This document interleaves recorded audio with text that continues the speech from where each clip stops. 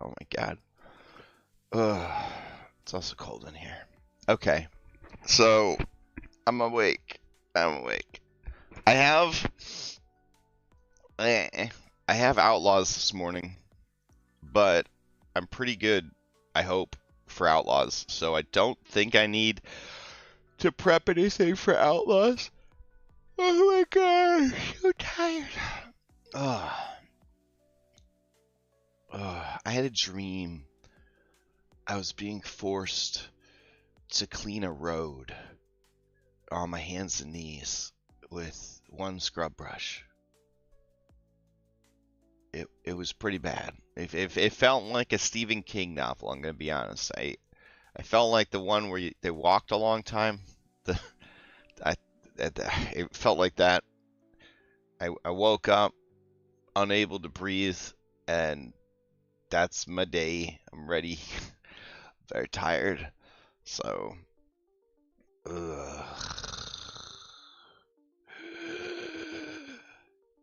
let's do some homebrew prep. Okay. This campaign, I was talking to my friend about it, and my friend Wes, RTK on the server, Captain Bubbles Jr. to some, the DM of Acquisitions Incorporated to others. One of my favorite DMs. Because in my opinion, he have some old school flavor, and he leans into the funny. He's like a dorkier, skinnier, less hairy Matt Coville. If we're to try to, that's my review of Wes as a dungeon master. Anyways, he's a lot of fun. But I was talking about campaigns that we want to run and that we're gonna run and we're running and all that. And oh man,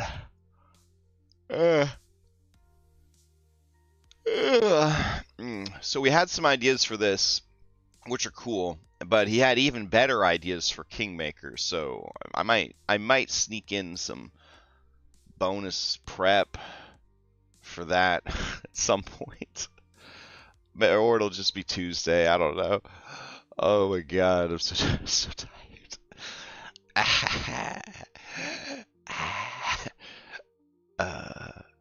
Okay. Every time my eyes close, I'm like back on that road, and like the blood from my cheese grated knuckles and fingers is just making the road dirtier, and I'm scrubbing it, and it's just an endless sight. Anyways, sorry. I won't share my personal sleep hell with you guys. Let's grab our notes for Stolen Fate.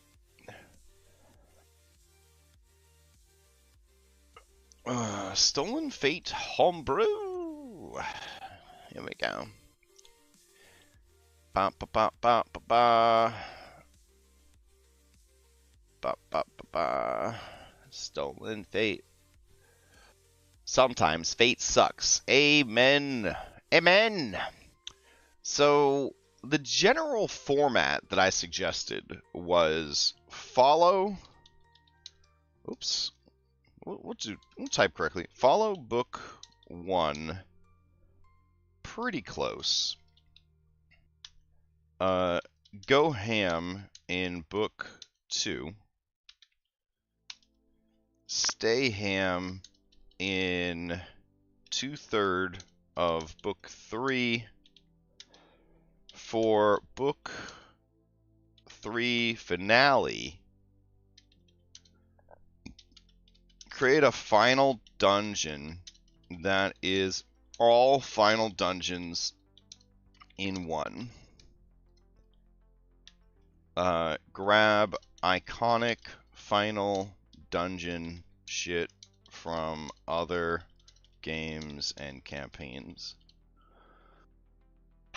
Okay, I like that. Obviously, a boss rush across the multiverse would be sick AF. Agreed. Agreed. Ah. Okay, so that was kind of the big takeaway from my conversation with my friend was like, how would you pace it out? How would you pace it out? All right, so we're going to do map needs a sick ass modular floating fortress in the, I mean, let's call a spade, right? It's the astral plane, I think, is where these homies are located. If they're going through time and space, I think it would be the astral. Are they allowed to have the astral plane anymore in Galarian? I don't care. Built on a dead god. There we go. All right, so that's map needs right there. I want to make these myself, I think, because I like making maps.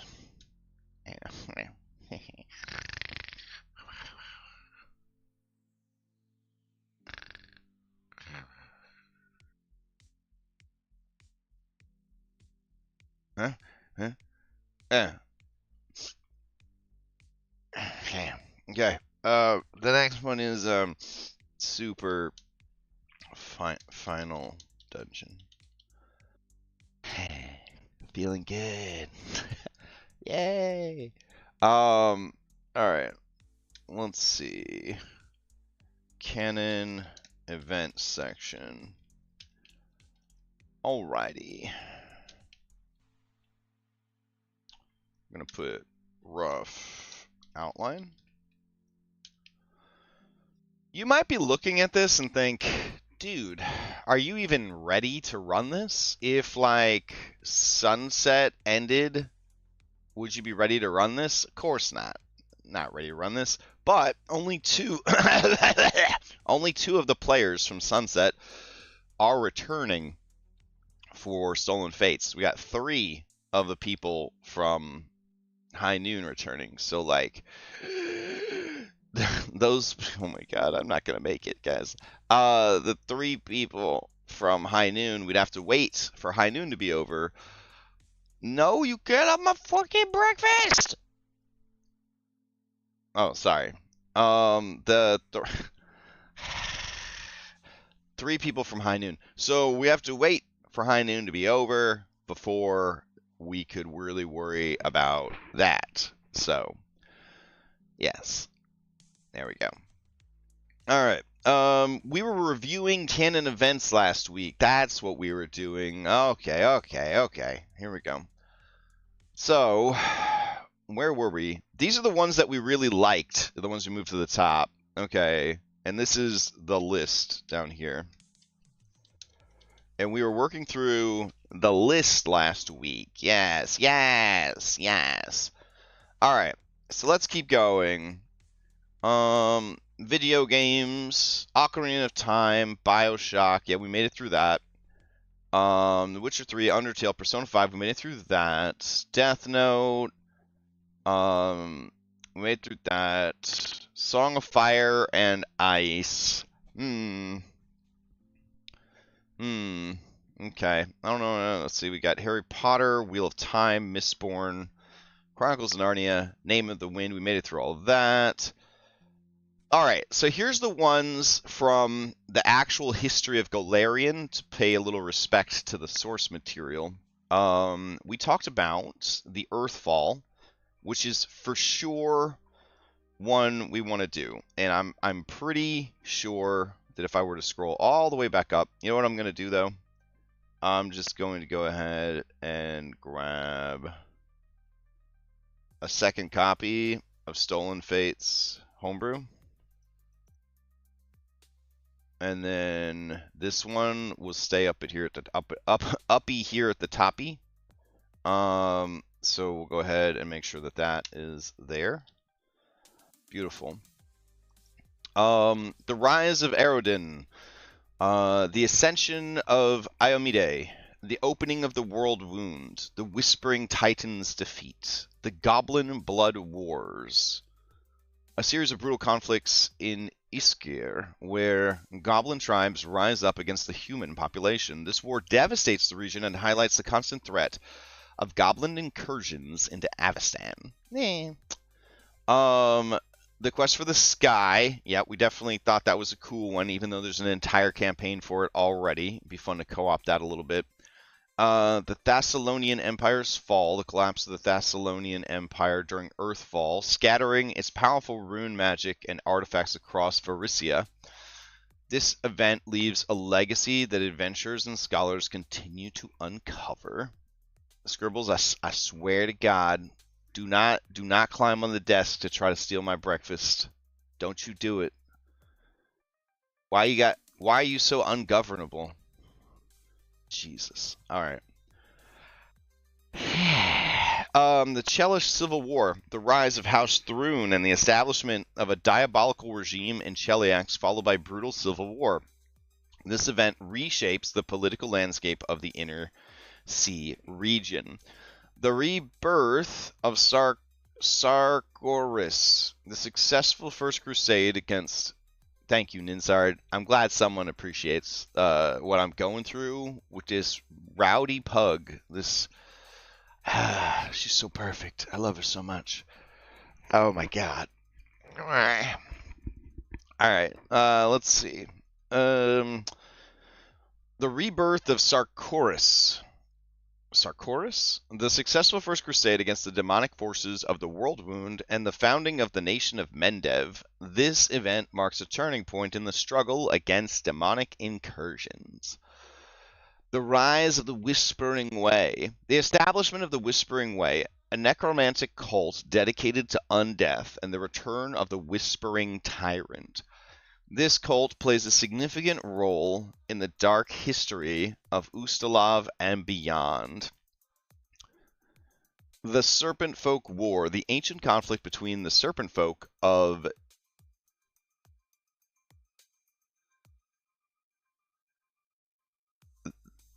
let's break it down like grade school. Yidursius. I think we're close. Yidursius and the Aslanti humans. The defeat of Yidursius and the decline of the Serpent Folk significantly impact the history of Golarion. Okay, I'm into that.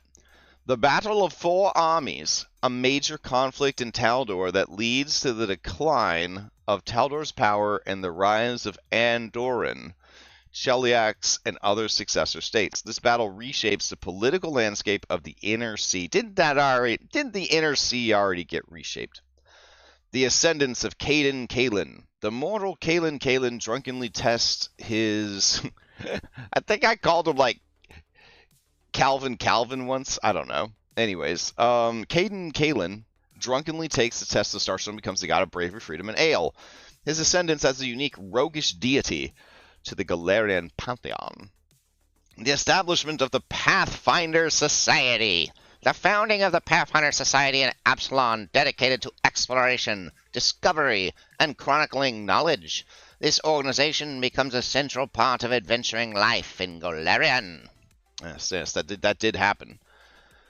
These moments are crucial turning points in Golarion's history, each shaping the world in significant ways and providing rich material for stories and adventures in a Pathfinder setting.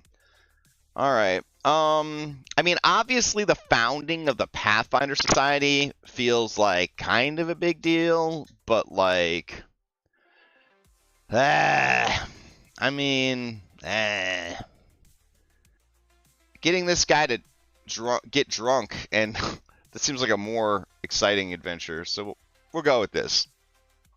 The founding of the entire name of the game, or one man getting drunk? That's what we're going to pick. One man getting drunk. Okay. So we go over here. Add this to the bottom. Alright. Let's see. Alright. Other worlds than these, Gunslinger. Let's see what we got.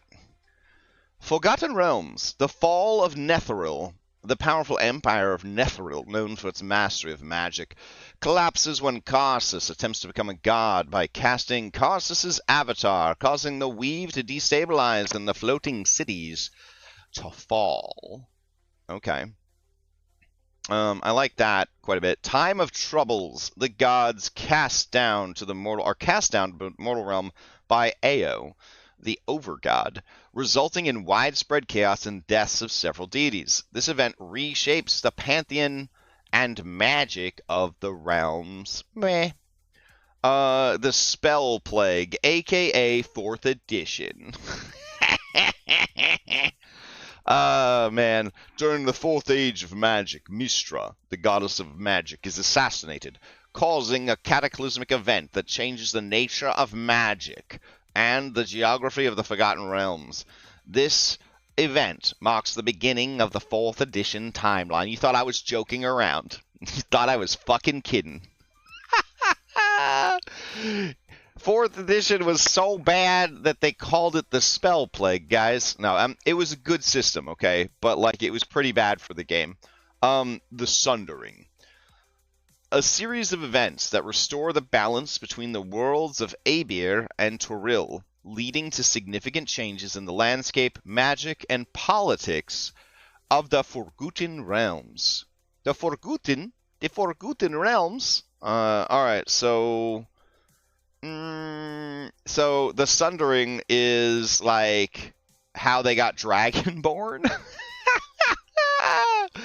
Oh my god. It's also how they got so many tieflings. Listen, 4th edition really shook things up. There's a reason that like the old school dinosaurs hate it so much. Like it was like, oh, I see you have 40 years of lore here. It would be a shame if we shit all over it. It's basically how any Warcraft fan feels every time there's an expansion, probably. They're like, wait, this wasn't in the books. This wasn't in the novelizations. All right, so we're going to make them help with the Spell Plague. They have to kill Mystra. All right, so that's for sure going to be a thing. Because here's the thing, right? There couldn't be a Stolen Fate adventure. Hear me out. There wouldn't be a Stolen Fate adventure if there wasn't a 2nd edition Pathfinder. And there wouldn't be a 2nd edition Pathfinder if there wasn't a 4th edition Dungeons and Dragons. See? That's how fate works. All right. Also, you know, I feel like everybody would want to kill Mystra, so that's fine. Dwagon Wance. Alright, Dwagon Wance. The Cataclysm. The King Priest of Istar attempts to become a god, prompting... Nobody gives a shit about, Dragon, Lance. Let's just...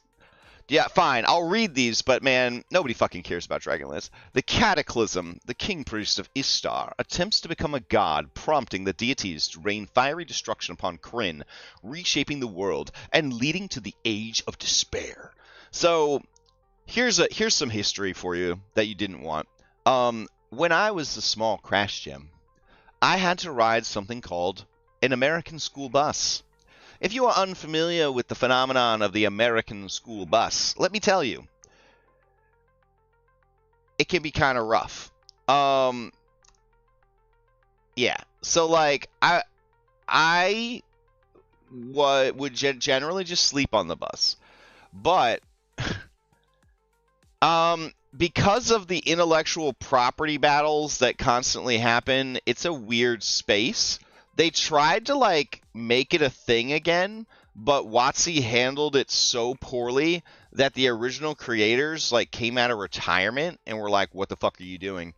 And then WotC Hasbro was like, whatever the fuck we want, bitch.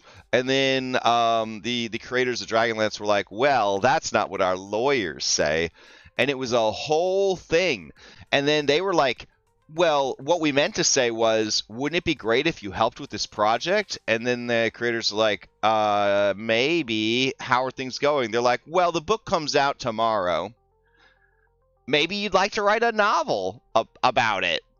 Yeah, so it didn't go very well. It didn't go very well. So the book kind of came and went.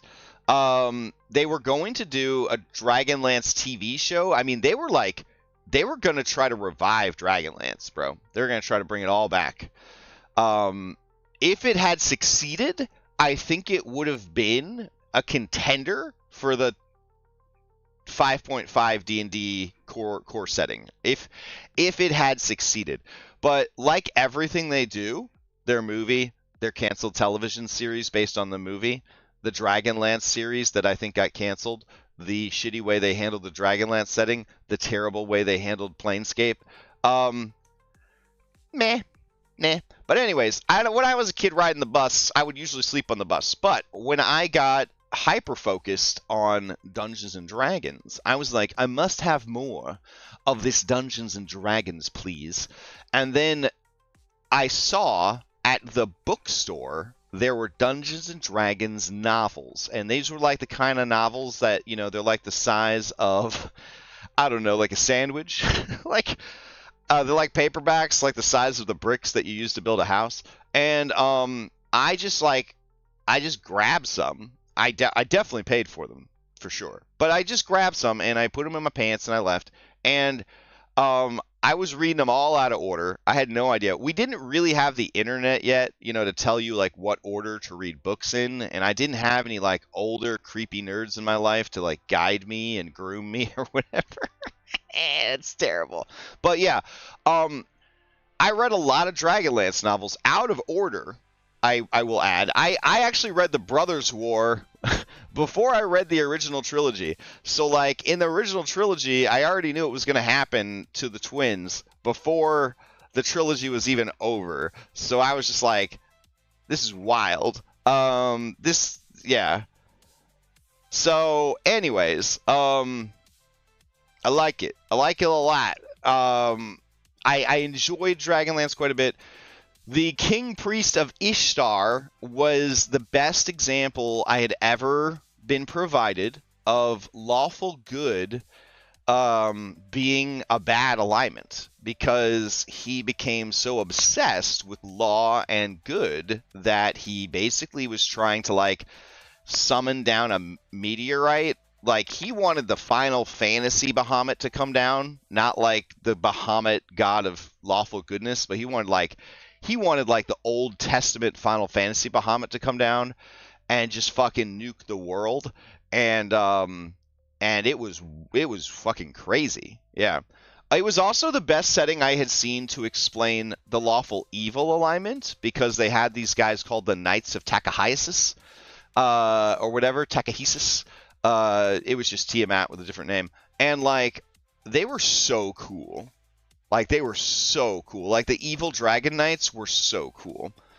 Yeah, I was never a strong reader, but, like, D&D novels, I put in the work, you know what I'm saying, to read those novels. Because I loved D&D so much as a kid. So I put in the work, y'all.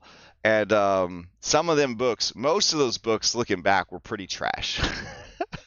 But, like, they were a joy. They were a joy to read for someone who's, like, just getting into the hobby and they don't have anything, right? We didn't have Critical Role. We didn't have, like, popular movies to watch that, like Lord of the Rings was an animated movie at that time. Like, we just didn't have, like, the culture that we have now. So these books, these Dragonlance novels, and then I started to read, like, the Forgotten Realms novels and the other stuff like that. But, like, they made a big difference for me as a young hobbyist or whatever. So I do have a soft spot for Dragonlance, but also I feel like Dragonlance is like the craft beer of Dungeons and Dragons. Like, I think that they might be the originators of Tinker Gnomes, but I think I pointed that out once and somebody corrected me that some other source came up with Tinker Gnomes first. But I thought Dragonlance was the first ones to have Tinker Gnomes. And then they had Gully Dwarves, which were kind of rad, like basically hobo dwarves. And then they had Sailing Minotaurs. And then something that you never hear about is there was an island of ogre magi, lawful good ogre magi, that were technically a playable race. So you had a playable race for lawful good ogre magi, which was kind of awesome. They had like a horn on their head, and they had innate magical abilities. They were basically like sorcerers before sorcerers were a thing. It was very, very cool. And the sailing minotaurs was like awesome. I thought that was really cool. There was like also Kender were there. But yeah, it was neat. It was neat. And the way that they handled the wizards is it was all like very strict, and there was like robes based on alignments, and you had to go and do like a spirit quest inside a magic tower. I mean, it was good. They had Dragonborn, and the Dragonborn were like bad guys because they were like mutant spawn like of dragon eggs. Oh man, it was good. Anyways, we're not here to talk about Dragonlance, but let's finish the key events in Dragonlance history before we get. This is going to be a rough prep series, I think, because it's happening early in the morning. Yeah, indeed, and it's a lot of homebrew and a lot of meta stuff. So, the War of the Lance, which is what the original trilogy was about. The return of the dragon armies under the command of Takhisis, sorry. The Queen of Darkness, now known to most as Tiamat, the Scaled Conqueror, and the efforts of the companions to thwart her plans. I love the companions, right? Because again, back in the day, nobody had named anything yet. So you could name your adventuring party the Companions, and it was like having a sitcom about friends called Friends. And everyone's like, wow, that's a cool name. Your companions are named the Companions? Holy shit, that's awesome. To thwart her plans. This war determines the fate of Krynn and brings about the end of the Age of Despair. It was also rife with fantasy racism because the main character was Tanis half-elven. And they made sure to always say Tanis half-elven all the time. Because fantasy racism, you're not going to like this, is important. Yep, there we go. All right, let's move on before anybody gets mad. Let's see. The Chaos War. The return of Chaos, the father of the gods, leads to a war that threatens to destroy Krynn. I think this was like the fourth novel in the main series. The gods sacrifice the divine essence to banish chaos, resulting in the Fifth Age and the rise of mysticism and sorcery. The War of Souls. The return of Takhisis and the eventual sacrifice of the gods to save Krynn. This event marks the beginning of a new age and the restoration of balance. I want to say that that's like the actual adventure that they released in 5th edition. Anyways, not even worth it. Fuck you, Dragonlance, very much. All right. Eberron. All right, so I have a personal story about Eberron too, but like I'm not going to share it because we need to actually focus on prep, I guess. But I don't know. I guess it's not a great story, but it's an interesting story. But sure, I'll tell you. I was alive a long time. As an ancient vampire, I was alive a long time, and I remember having the notes for my personal campaign setting, and I was putting them into a manila envelope. This is how archaic shit was back in the day. Into a manila envelope to mail to Wizards of the Coast for their Design a Campaign World challenge, right? I was going to do it, but my dad was like, "What have you been working on? What is this?" And then I was like, "This is this thing, and I'm gonna send you off my world." And then he's like, "Oh, well, what's the intellectual property right protection for something like this?" And I was like, "What are you talking about, Dad?" And he's like, "Well, I mean, a lot of times companies will do something like this so that they can farm free ideas from the community. Do you mind if I read the terms and agreements?" And I was like, okay. So he read the terms and agreements, and he was like, "Yeah, if you send them this, you don't own it anymore." And I was like, "Wait, what?" And he's like, "Yeah, like anybody that submits this to this contest, they don't own their stuff anymore. Even if they don't win, they don't own it anymore." And I was like, "Oh, well, I don't think I'm gonna win." And he's like, "Well, I mean, are you okay with like them owning your stuff, especially if you don't think you're gonna win?" And I was like, "Well, when you put it like that, no." So like, I didn't enter the contest. And it's not like I did anything with my it's not like I did anything with my world. So like, I guess it wouldn't have been a bad thing to just give it to Wizards of the Coast. But like, anyways, Keith Baker won with Eberron, and you could see what happened there. The guy has to make third-party content through the DM's Guild for his own campaign setting. Wow. Sucks, bro. And they made an MMO out of it. I don't think he got any money from that because it was like a $10,000 prize. You just got $10,000, which, you know, back in the day, $10,000 was a shitload of money. Nowadays, $10,000 is like okay amount of money. It's still a lot of money, but it's not like your life's work is worth $10,000. At least I hope not. So like, he got $10,000, and he did become like a, you know, celebrity, I guess, like a celebrity nerd, but like, at what cost? You know what I'm saying? Like, I think for a little while he worked for Wizards of the Coast during like their let's have orgies and play Magic all the time. So like, good for him. You know what I'm saying? Like, good for him. That was a good time to work for Wizards of the Coast when they were having orgies all the time. If you don't know about if you don't know about the late 90s, early 2000s Wizards of the Coast business practices, you should definitely look it up because they were having a good time. Let's just say Gale of Waterdeep was definitely one of the wizards in charge of Wizards of the Coast at that time. So anyways, Keith, he doesn't own any of Eberron. He doesn't own any of it, right? Like, he has to write third-party books and then pay, I think it's what, at DM's Guild, 40%? He loses 40% to DM's Guild for books about his own world. His own world. And then, yeah, they made an MMO that took place in Eberron. He didn't get any of that money. Warforge, the hottest shit ever. Everybody want Warforge. Pathfinder made automatons, cyborgs. Everybody wants that fucking robot. You know what I'm saying? He doesn't get any money for that. There's no extra. He doesn't get royalties. He got $10,000, and that's it. Holy shit, right?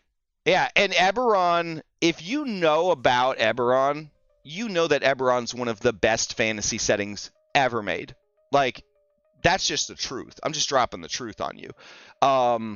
And if you want a good Eberron DM, you go find Ark, who is Cryptid, who is, I don't know what his new handle is, Spooky Boy. But yeah, he runs a really good Eberron game. He loves that setting. It's fantastic. It's a great setting. So good.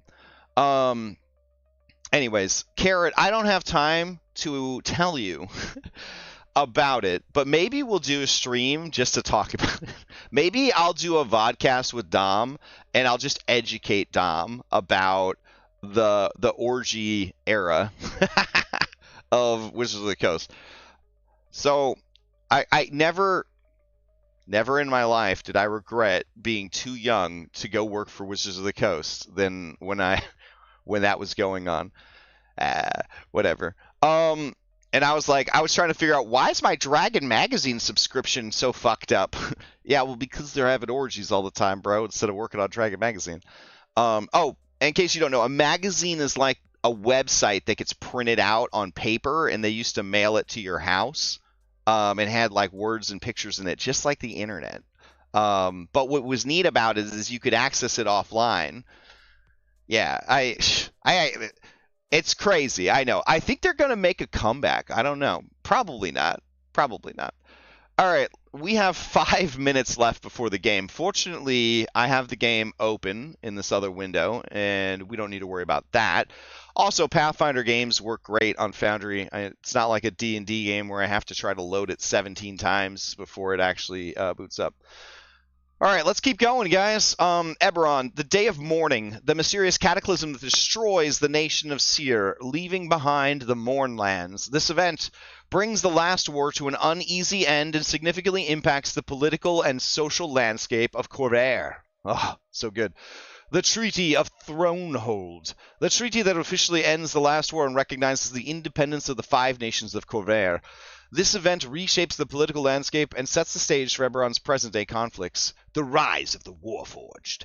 House Cannith perfects the creation of the Warforged, sentient constructs that play a crucial role in the last war and the future of Eberron. I dare say the future of the multiverse itself?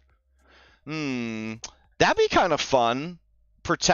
Make sure they invent Warforge? That'd be pretty cool. That's a maybe. That's a maybe. I'm thinking we're only going to have 12 of these tops. I'm thinking we're going to have 12 of these tops, but we'll see. Let's see. Greyhawk, which will be the official campaign setting once again. They keep trying to make it the official campaign setting, but it never sticks because it's about as exciting as a cheese pizza from Little Caesars. Sorry, Gary Gygax, it's true. Yeah, you too, Dave Arneson. Here's a fun story. Dave Arneson was a teacher at my college. Yep, bet you didn't know that. Yep, he was a teacher at my college. I have a signed book from him somewhere around here. But yeah, he taught game design at the college I went to. Pretty neat. Pretty neat. He was a bitter man. He was a cool man. But there was a bitterness there in his heart, I think. But he was cool. He was a very cool guy. Let's see. The Great Migrations. The Sul and the Oridian migrations reshaped the political and cultural landscape of the Flannis. This is why it ain't gonna work. These names are fucking terrible. Leading to the rise of new nations and conflicts. The rise of Ayuz. The Cambian demigod Ayuz begins his conquest of the Flannis, establishing a dark empire that threatens the balance of power. The Greyhawk Wars, a series of conflicts involving many of the major powers of the Flannis, leading to the widespread destruction and significant political changes. The Flight of Fiends. The Crook of Rao is used to banish most fiends from the Flannis, significantly reducing their influence and reshaping the balance of power. You see what I mean? It's like a cheese pizza. It's like store brand vanilla ice cream. How exciting. There's dungeons and there's dragons. Oh, baby. Then we've got Dark Sun, the campaign setting that no one's allowed to talk about because it has slavery. Even though every world has slavery, we can't talk about Dark Sun, even though everyone loves Dark Sun. We're not allowed to talk about it. All right. The Rebellion Against the Sorcerer Kings, Year of Priest Defiance. The city-state of Tyr overthrows its Sorcerer King, Kalek, setting a precedent for rebellion and change in the tyrannical rule of other Sorcerer Kings around Athos. I'm into that shit. I like Dark Sun. I'd say Dark Sun, though, if I'm being honest, is the least influential of any world. Like, things that nobody cares what happens on Athos, and nothing that happens on Athos would ever actually impact the rest of the universe at all. Done. The Cleansing Wars, unknown date. The genocidal wars led by the Sorcerer King Rajat to exterminate various races. These wars shape the racial and social landscape of Athos. The rebirth, unknown date. The transformation of Athos from a lush world to a barren desert due to the overuse of defiling magic. This event is pivotal in shaping the harsh environment of Dark Sun. Man, we got a lot of robots today. Are we doing well? Is that why we have robots showing up? That's fine. Oh, I gotta go run my game. We'll never find out what happened in Planescape until next time. All right. You guys are great. Thank you for hanging out. Hope I didn't ramble too much about the weird history, both in and out of the world of Dungeons and Dragons. Let's go ahead and raid Lex and get this thing cooking, going. There we go. All right, and 10, 9, 8, 7, 6, 5, 4, 3, 2, 1, etc. I'll be back tomorrow morning to prep Curse of Strahd and run some Curse of Strahd. We got Mythic Odyssey tomorrow night. Sad news for Mythic Odyssey. Sad stuff's going on. So we'll be talking about that in the prep before the game and then at the beginning of the game. So if you're interested in following that drama, that's what's happening. All right. See you guys next time.